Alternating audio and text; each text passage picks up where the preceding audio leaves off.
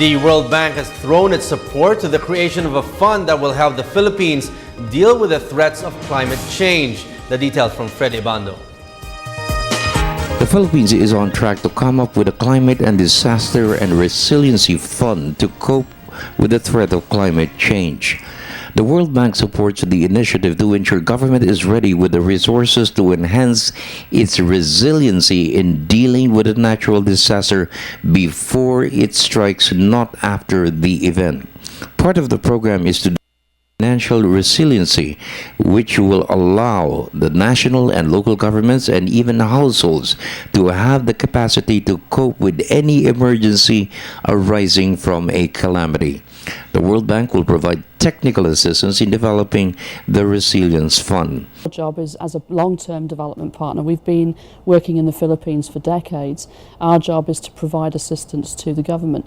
One big question is the national financial resilience of the Philippines going forward, and in response to calls from Secretary Purisima, the President, from other members of the Cabinet, we are working together with private companies here, gathered for the World Economic Forum, to try to design a national climate adaptation and disaster risk funding mechanism which would allow a certain degree of resilience within the national Philippine economy. Everything's going to be more expensive with climate change pummeling the Philippine economy with these extreme weather events. The fund can be adopted as a model for other nations to cope with the ill effects of climate change. Kite stress, Yolanda has provided so many lessons in preparing for a typhoon and relief, reconstruction and rehabilitation.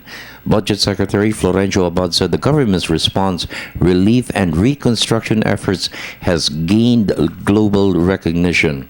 We're talking about sizable costs.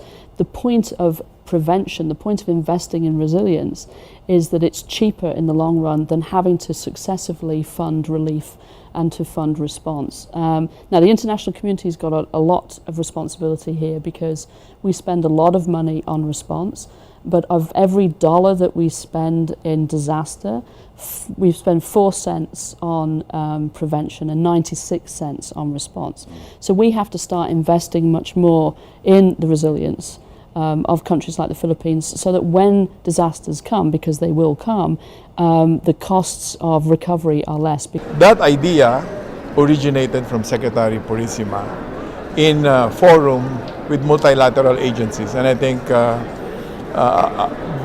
this was appreciated and recognized by the World Bank, that in fact it is leading and encouraging other multilateral agencies, international NGOs, to come together and establish this fund, which will help not just the Philippines, but all other countries that in fact will face or are facing weather disruptions and calamities similar to what we experienced with Yolanda. In the meantime, Kite visited the Yolanda hit areas to include Tacloban City and the province of Leyte.